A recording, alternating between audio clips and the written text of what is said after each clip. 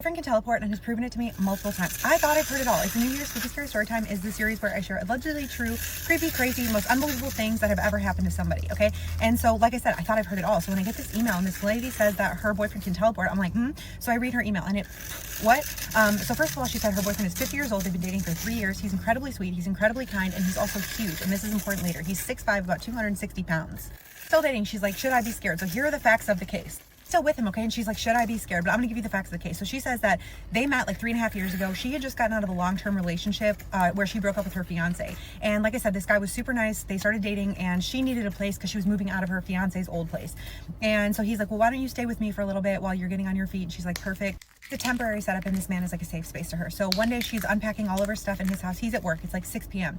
And the way that their apartment is set up is important to know. So they live on the second floor, and she said that in order to get into the apartment, you walk up a flight of stairs that enters into the living room. There's no other way to get in and out of this place.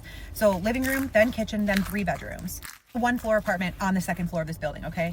There's no way to get anywhere in the apartment without coming through that living room door. So she's unpacking stuff. She's got the TV on. She texts him to say that she misses him and she hopes he'll be home soon. And he texts her, I miss you too. I can be home whenever.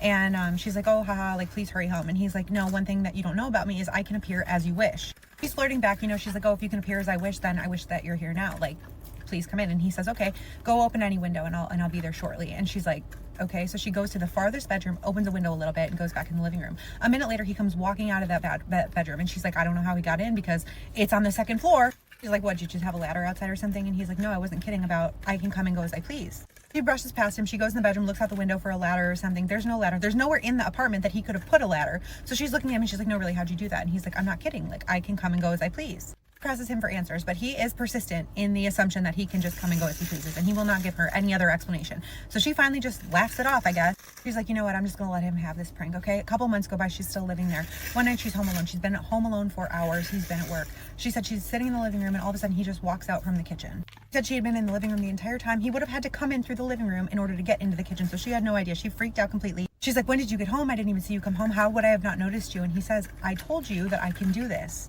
Like, you're really freaking me out. I really need to know what is going on with you. And he says, okay, I just won't do it again in front of you. She was very shaken by it, but he did not offer any other explanation besides, I can do this at will. Fast forward a little bit. She has moved out into her own place, okay? She is at home one day. She's scrolling social media. She's not with him. And she sees that he has posted on his social media photos and videos of him in a different country. She didn't want me to say where because she was worried about him seeing this. So she texts him and she's like, who are you trying to fool that you're in this other country? Because she knew that he was not in another country. She knew that he had never been to this other country before. And he texted her and he just laughed it off. This happens again. And now he's in a major city in the US. And again, she knew that he was not in this major city, but he's posting photos and videos of himself there. So she texts him again. She's like, why are you posting pictures and videos of yourself in this city when I know you're not there? Like, you're in our city. And he texts her back and he says, don't you remember when I told you that I can go anywhere at any time at will? She's like, okay, well, I think that you're using AI, or I think you're using something to fool people. I don't really think that you're there. And he says, no, I'll prove it to you. And she said, how are you gonna prove it to me? And he says, we'll pick an event and I will go there. That's happening in this city tonight. And she's like, no, come over right now. He's like, I'm not there. I'm in this city.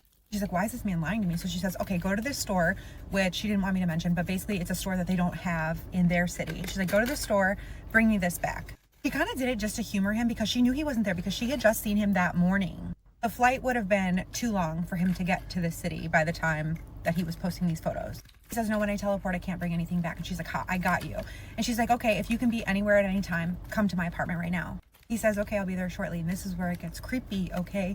So she said her new apartment is on the 12th floor of this building and she has a balcony that overlooks the city. There's no fire escape and the only entrance to this building is the main front door, which she said has an inside lock. So she locks the inside lock and he tells her, if you want me to come, you have to crack open your balcony door. She's like, why do I have to crack open the balcony door? Because there's no way for him to get in there from outside. So she's like, it's not like he's coming in this way. And he says it's because the pressure from his teleportation will crack the glass. Says again, cannot reiterate this enough. There's no other way into her apartment besides this front door. So she says, okay, I'm gonna humor you because I don't know what's going on. So she cracks open the balcony door, goes to bed. It's like 2 a.m. 7 a.m, she wakes up to a text from him and it's a video of him in her house. She said he did not have a key and he was in the same clothes that he was wearing in the photos of him in this other city. The video was sent around 3 a.m. and it's him in her apartment and the door is locked behind him.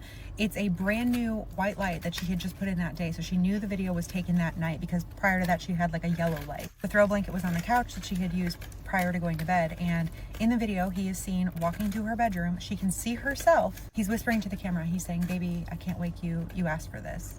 To the camera while she's sleeping in the background, mind you. He's whispering, "I'm sorry I didn't bring the stuff that you asked for. I told you I can't bring things when I teleport, but once I go the legitimate way, I can bring you these things back." Tells her the time that it is where they are and the time that it is where he was supposedly in that city. And as he's saying the time, she turns in the bed and he laughs and he says, "Stop moving, baby." At this point in her message, she said she's a very light sleeper. She would know if someone was in the room with her, but she did not hear anybody in the room with her that night. In the video, he walks over to her, pats her body, pulls her cover up over her body, and walks out of the room. Meanwhile, he looks at the camera one more time and he says, "Remember, you asked for this." Laughs and ends the video. She calls him right away. She says, "I saw the video. What is going on?" Because she knew, because of some of the details in that video, that it had been taken that night. He did not have a key to her place. The place was locked from the inside. There's no way for him to have gotten in. So her mind is blown. And he says, "You know, I have some stuff to take care of today, business related, but you can come over to my place." And I'm all done. And so she goes over there. He's back. Everything's normal.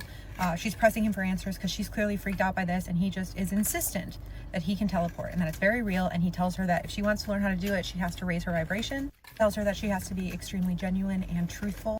He also said that he could do other things, but she didn't go into detail. And she said those are other stories. But she really just sent this because she was like, "Should I be freaked out? I really want to learn how to do it. It's not enough for me to like leave him." He also told her that he only does it when he needs to because it takes a toll on his energy, and he only does it when he needs to scout a place, whatever that means. Let her know your thoughts. If you have a story you think nobody would believe, I would love to hear it. This scary story time came from a man who claims to be a physicist who says he's risking prison time and massive fines for revealing this information, but he thought it was important that the world should know, and he wanted to talk about an unknown object that they discovered in a propulsion lab. He said he did sign an NDA, but he believes that there's enough people working in the lab that they wouldn't be able to find him out, and he still works for the company that discovered this. Keep in mind, Spooky Scary Storytime is just a series where I share allegedly true listener-submitted stories. I have no way of proving or disproving this information, so take this with a grain of salt, but just to be safe, we'll say this is for entertainment purposes only. He says as of now, the Department of Energy has taken over this discovery and has sworn him to secrecy, but he believes this is a cause for concern on a global scale. Because he's a physicist and electrical engineer who specializes in high energy and energy efficiency, and prior to working at this company, he was working in research and development for a major electric company to research high efficiency electrical transformers for medical equipment. As he became bored with the job, it wasn't fulfilling, and so he applied for a job with a company that specializes in experiments with equipment for space exploration programs. After an intensive series of interviews and an in-depth background check, he was hired, and he was assigned to work on a new project dealing with propulsion systems. The particular one he was working on was a new type of propulsion system, and when he first heard about it, he thought it was a joke because he said this is literally Star Trek technology. Going into this project, he knew theoretically that this new type of propulsion system would propel spacecrafts from energy created from antimatter and matter collision. He said they had less than a gram of antimatter to work with, so every experiment had to yield results. He said his team's job was to ensure that the